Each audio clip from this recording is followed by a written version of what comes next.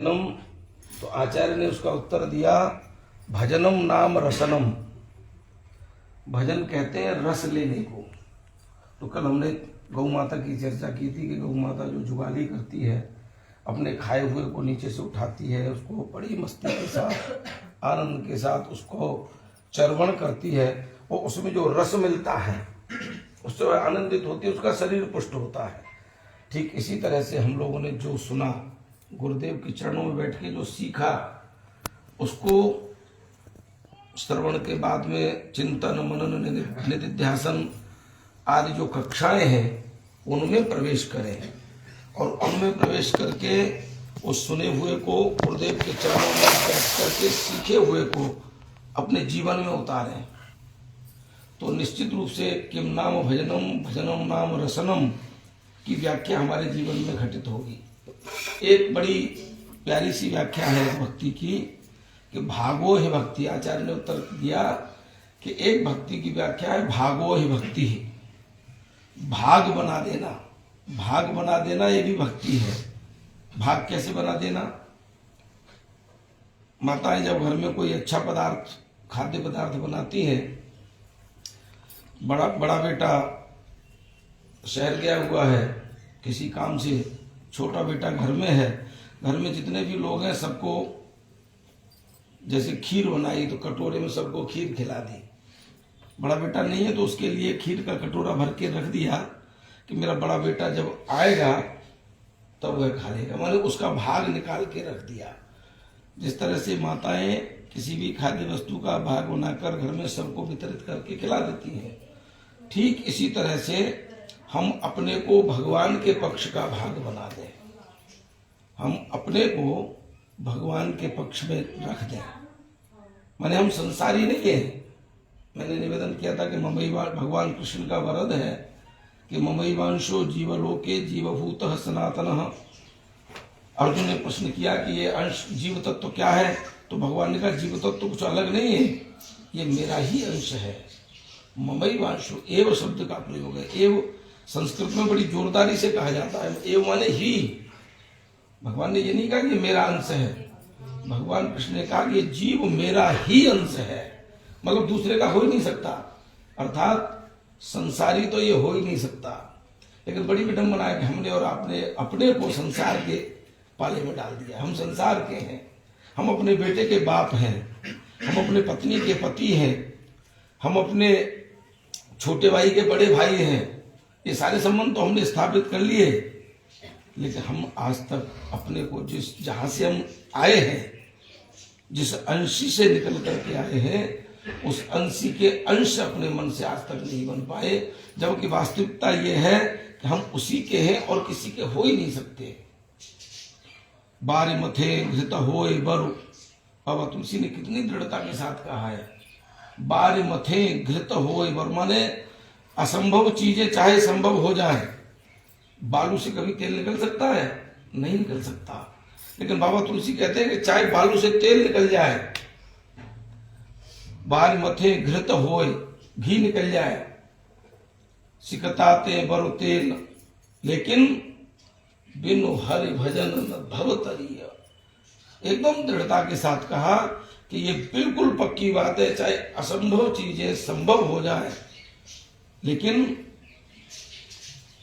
बिनु हरि भजन न भवत, बिना हरि भजन के संसार सागर से पार नहीं जाया जा सकता।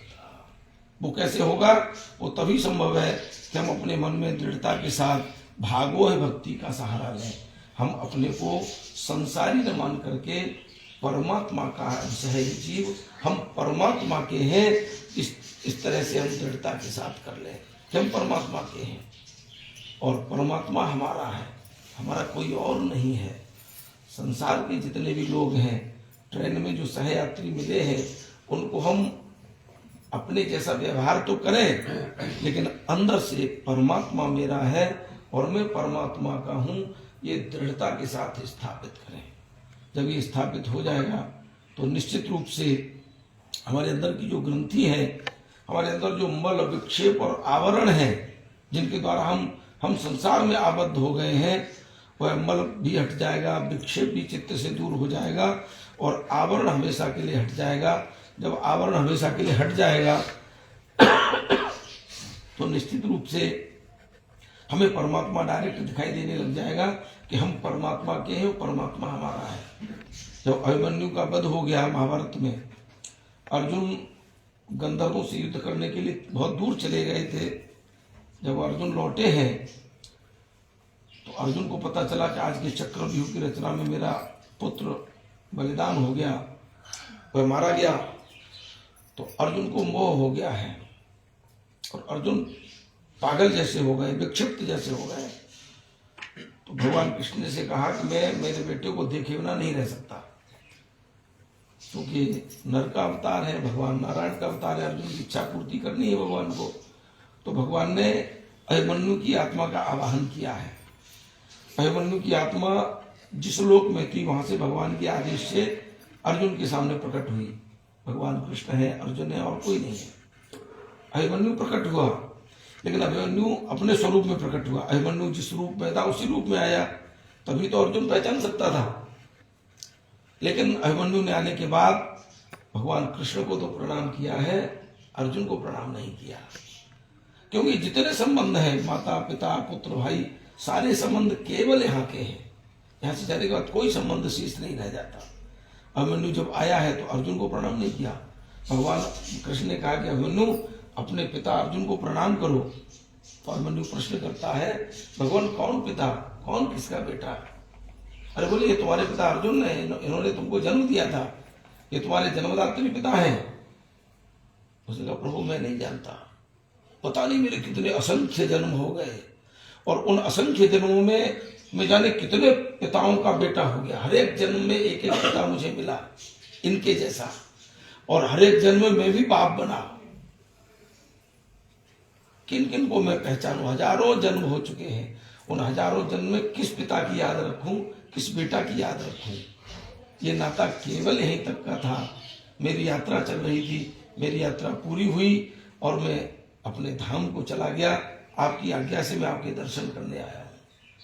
जब ऐसा सुना और अपने बेटे के मुंह से सुना, तब अर्जुन के नेत्र पटल खुले। अर्जुन ने सोचा कि भगवान जो कहते थे ठीक कहते थे कि ये संबंध केवल यहीं तक का है। यहाँ पर जितने लोग मिले हैं वो ट्रेन में बैठने वाले सभी सहयात्री हैं। जिसकी टिकट जहाँ तक की है वो यहाँ तक की यात्रा करता है और उतर जाता है। इसलिए जो भागोय भक्ति है, भागोय भक्ति बहुत अच्छी परिभाषा है। गुरुदेव कृपा करें कि हमारे अंदर इतना बोध पैदा हो कि हम अपने को ममैवांशो जीवलोके जीवभूतः सनातन की परिभाषा में अच्छी तरह घटाते हुए हम अपने को परमात्मा का भाग बना दें, तो निश्चित रूप से ये भवभीति कट जाएगी। और मित्रों, हम लोग संसार में सही बात तो ये है कि भवभीति काटने के लिए आए हैं। यदि भवभीति नहीं कटी, पुनर्पि जननम पुनर्पि मरणम पुनर्पि जननी जठरे शयनम, बार बार मरना, बार बार जीना, बार बार जन्म लेना। अरे मदालसा ने यही तो कहा था। मदालसा भी हमारी ये जो माताएं बैठी हैं, इसी तरह के हमारे भारत की एक दिव्य माता हुई है। सामान्य वेश में गांव की माता हुई है, लेकिन उसकी चित्तवृत्ति दिव्य थी। उसने संकल्प किया था, उसे ज्ञान हो गया था। मदालसा माता ने संकल्प किया था कि मेरे गर्भ में एक बार जो जीव आ जाएगा, वह जीव दोबारा यदि किसी माता के गर्भ में गया तो मुझे माता बनने को अधिकार है। और जैसे ही बच्चा जन्म लेता था तो बच्चे को लोरी सुनाती थी, तो लोरी सुना करके वो ये नहीं बताती थी बेटा ये तेरा पापा है, ये तेरा भाई है, ये तेरा ये है, ये नहीं सुनाती थी। मदालसा ज्ञानी माता है। मदालसा अपने बेटे को ज्ञान देती है, नित्य झूले में झुलाती है, तो बच्चे को उपदेश करती है, बेटा शुद्धोसी बुद्धोसी निरंजनोसी संसार माया परिवर्जितोसी। ये जो संसार सागर है ये बहुत बड़ी माया है, इसमें फंसने वाला है जीव, तो इसमें तू मत फंसना। तू नित्य शुद्ध बुद्ध मुक्त आत्मा है, तू आत्म तत्व है। जिस तरह अभिमन्यु ने अर्जुन को उपदेश कर दिया कि मैं तो प्रभु आपके आदेश से सहयात्री था, मेरी यात्रा पूरी हो गई और मैं तो नित्य शुद्ध बुद्ध आत्मा हूं, मेरा अर्जुन से कोई संबंध नहीं है। ठीक यही उपदेश मदालसा अपने प्रत्येक पुत्र को देती थी। और ऐसा लिखा है कि मदालसा के कई पुत्र हुए, और जैसे ही वह झूला से निकलकर पांव चलने के लायक हुए। जैसे ही पांव चलने लायक हुए, उनको इतना ज्ञान हो गया कि न तो उसने मदालसा को देखा, न उसने अपने बाप को देखा, न अन्य भाइयों को देखा। प्रत्येक पुत्र जंगल की राह पकड़ करके जंगल को चला गया, वहां जाकर के ब्रह्म में समाधि ले गई। तो हमारी और आपकी यात्रा है मदालसा के पुत्रों की तरह हो। हम अपने संसार को संभालते हुए परमार्थ पथ के पथिक बने, इसलिए हम और आप यहाँ आए हैं। सदगुरु की ऐसी कृपा है, हमारे आपके दिव्य सदगुरु हमको आपको मिले हैं। सदगुरु कृपा करें कि हम परमार्थ के पथिक बने, हमारा वही सही रास्ता है। सच्चिदानंद भगवान की जय। चलो भैया भगवान की जय।